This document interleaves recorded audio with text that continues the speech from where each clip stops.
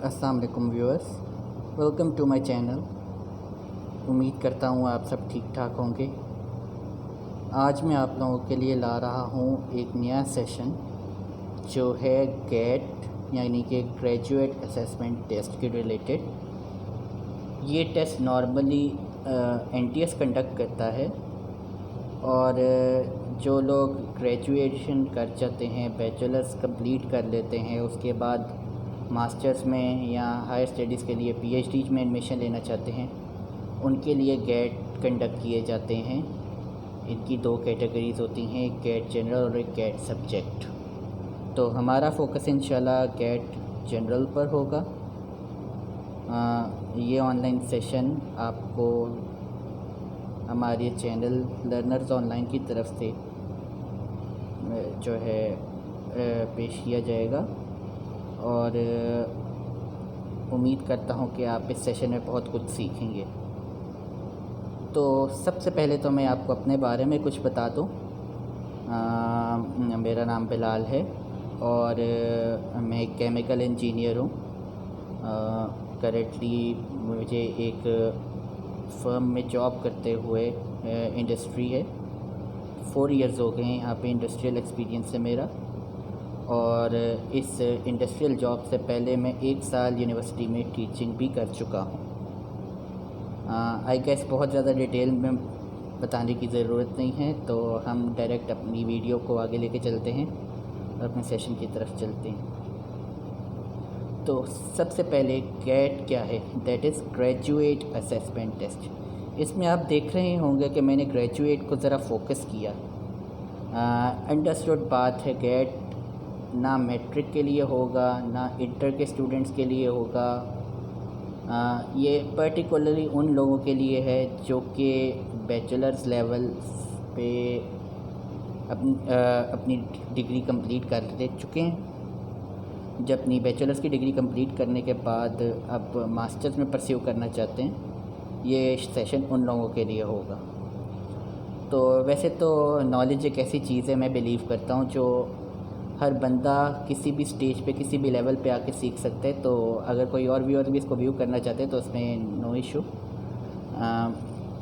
I hope वो भी काफ़ी नई चीज़ें लर्न करेंगे जो कि उनको, अगर वो मास्टर्स नहीं भी करना चाहते, बट अगर डिफरेंट जॉब्स के अंदर जब अप्लाई करते हैं, उनके टेस्ट्स होते हैं, उनमें कुछ आईक्यू बेस्ड क्वेश्चंस होते हैं, कुछ मैथमेटिकल क्वेश्चंस होते हैं, उनको करने के टिप्स एंड ट्रिक्स भी हम इस सेशन में सीखेंगे।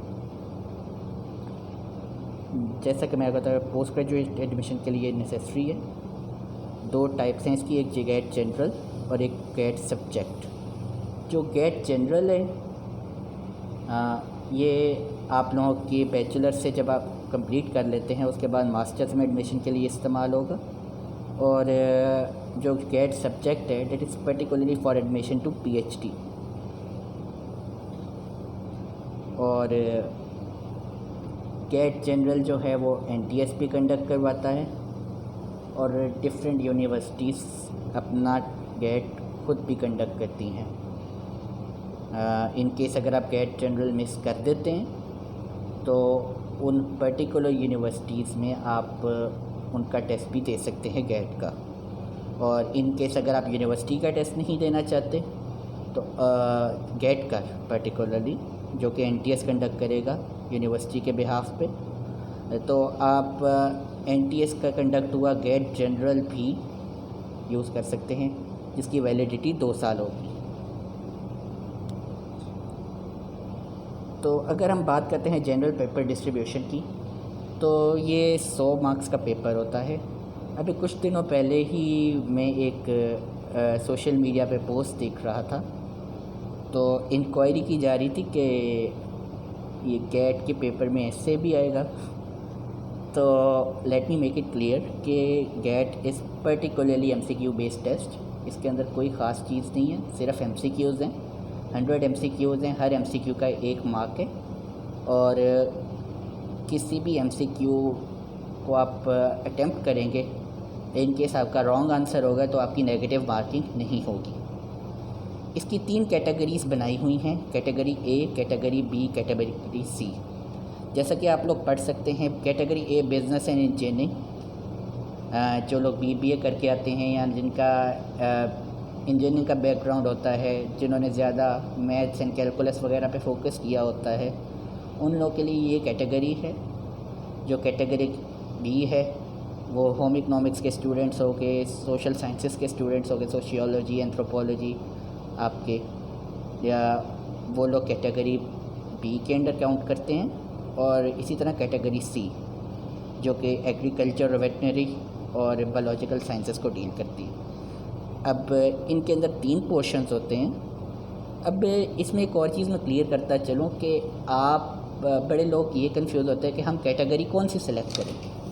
इसमें मेजर ये चीज़ है कि ये कैटेगरी सिर्फ स्टूडेंट्स की आसानी के लिए बनाई हुई हैं, ताकि स्टूडेंट्स जो हैं वो अब जिस फॉर्मल एजुकेशन से पास करके वो आए हैं, जिस फॉर्मल एजुकेशन से ग्रेजुएट होके आए हैं, उनको वो पर्टिकुलर पोर्शन अटैम्प्ट करने में इजी हो। मिसाल के तौर पे अब जो आर्ट्स और ह्यूमैनिटीज़ के स्टूडेंट्स होते हैं उनका मैथ से बहुत ज़्यादा ताल्लुक़ वास्ता नहीं होता, और वो मैथमेटिकल प्रॉब्लम्स को बहुत इजीली अंडरस्टैंड नहीं कर सकते।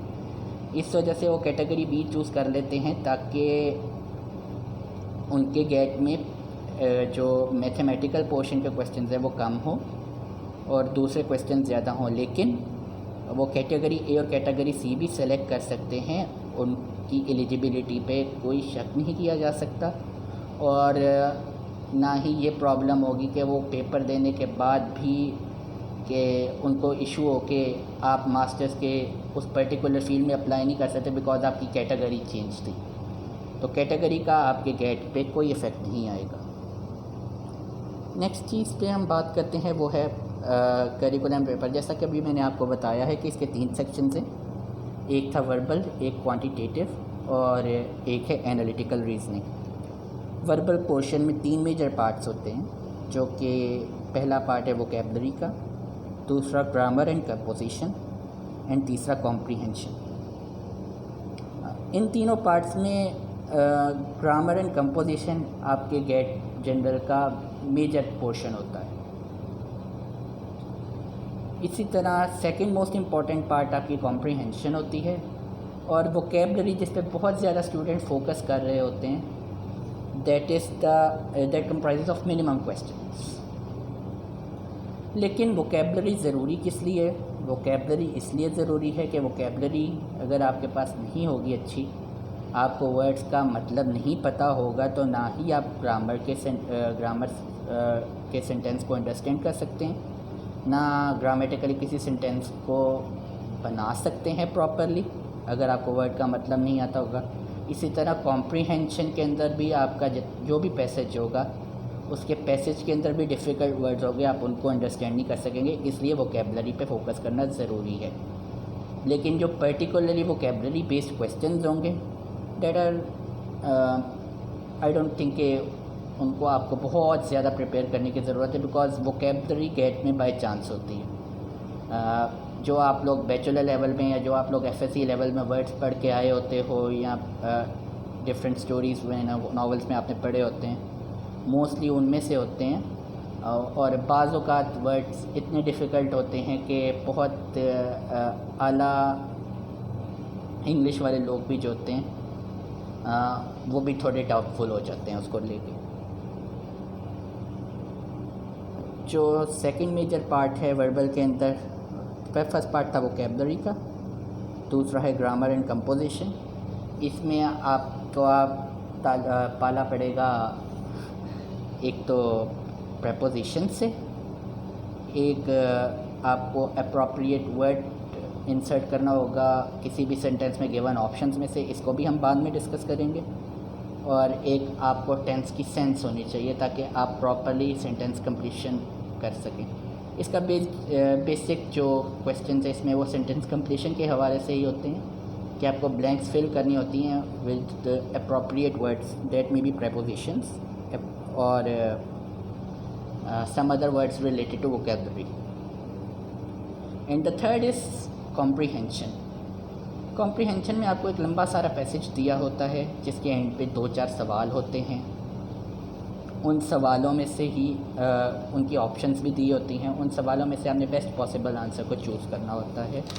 अब वो सवाल जो हैं वो आपके पूरे पैसेज का कंक्लूजन या इन्फ्रेंस भी के रिलेटेड भी हो सकता है कि आपने इस पूरा पैराग्राफ जो पढ़ा है इससे आपने क्या डिड्यूस किया है, और मेन आइडिया। इसी तरह आपका जो वो ये भी पूछ सकता है कि इस पैराग्राफ का क्या अप्रोप्रिएट टाइटल होगा, उसके रिलेटेड ऑप्शन होते हैं। लेकिन ये सवाल बहुत ही रेयर है कभी देखा हो, लेकिन ज़्यादातर जो है वो पैराग्राफ के अंदर से जो है मेन आइडिया, और उसके अलावा सेकंड मेजर जो है वो किसी वर्ड के मीनिंग के रिलेटेड पूछ लेते हैं। This is not simple comprehension के आप लोग जो है पैसेज की पहली लाइन पढ़ो और उसी का जवाब लिखा हो नीचे। फॉर एग्ज़ाम्पल जॉन ने who open the door, John open the door. This is not the way. ये कॉम्प्रीहेंशन थोड़ा ग्रेजुएट लेवल की है, तो इसको आपको थोड़ा सोच समझ के करना होगा।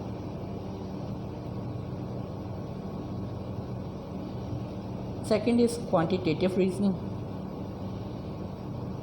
इसमें आपका मेजर पार्ट पड़े होगा एरिथमेटिक, जिसके अंदर आपके बेसिक ऑपरेशंस आ जाते हैं, प्लस माइनस के, एक्सपोनेंट्स एंड पावर्स के, जो भी आपकी पावर्स होती हैं, एक्स की power 2, x raise to power 3। इसके अलावा फ्रैक्शंस एंड डेसिमल के रिलेटेड क्वेश्चंस होते हैं, रेशियो प्रोपोर्शन के रिलेटेड क्वेश्चंस होते हैं। ये सारी टर्म्स आप लोगों ने 5th क्लास में या जूनियर क्लासेस में अपनी पढ़ी होंगी या नाम सुना होगा इनका, इनके रिलेटेड कुछ क्वेश्चंस भी किए होंगे। इसके अलावा मीन, मीडियन, मॉड के रिलेटेड भी सवालात होते हैं। अरिथमेटिक के बाद अलजेब्रा के क्वेश्चंस होते हैं, जिसमें आप क्या पॉलिनोमियल रिलेटेड क्वेश्चंस होते हैं कि एक्स की वैल्यू फाइंड करनी है, वाई की वैल्यू फाइंड करनी है गिवन एक्सप्रेशन से। इसके अलावा एज रिलेटेड क्वेश्चंस होते हैं, प्रॉफिट लॉस के रिलेटेड भी क्वेश्चंस होते हैं। तो डिफरेंट किस्म के और भी क्वेश्चंस होते हैं जो हम आगे डिस्कस करेंगे। And third is the geometry, जिसके अंदर आप बेसिक कंसेप्ट ज्योमेट्री के रिलेटेड और शेप्स के रिलेटेड आपके जनरल कंसेप्ट्स को टेस्ट किया जाता है। The third part is the analytical reasoning. आपके गेट के 3 पोर्शंस में verbal, quantitative reasoning and the third is analytical reasoning.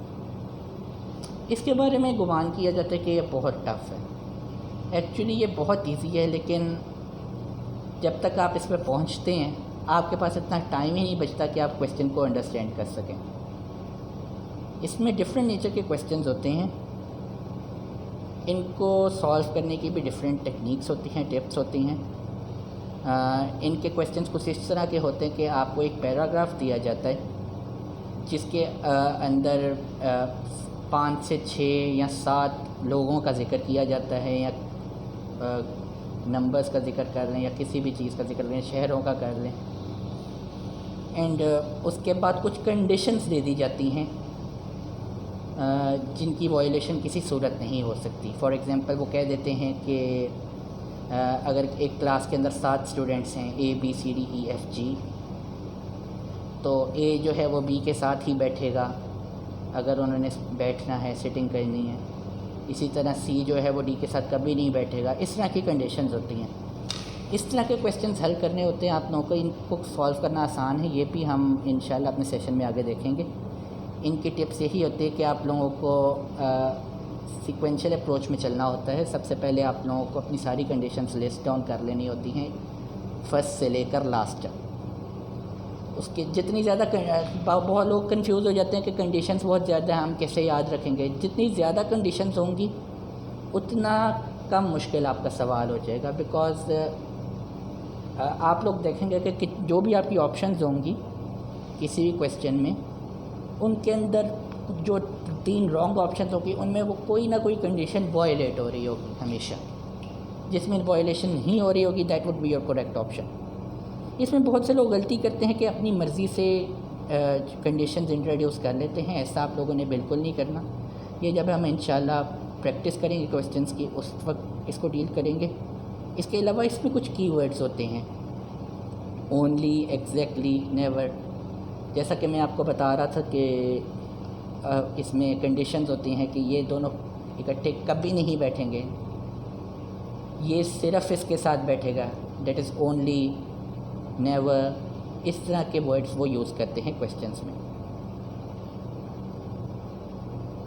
अब मेजर सवाल आता है कि इस सेशन की ज़रूरत क्या है, लोग ठीक है, ये तो बहुत सारा बेसिक चीज़ें हैं, जैसा कि मैंने बताया मैथ्स के भी बड़े बेसिक सवालात हैं, इंग्लिश भी बेसिक आपको आनी चाहिए, अगर आपकी ग्रामर ठीक है तो आपका ठीक है। तो फिर मसला क्या है, लोग फ़ेल क्यों होते हैं?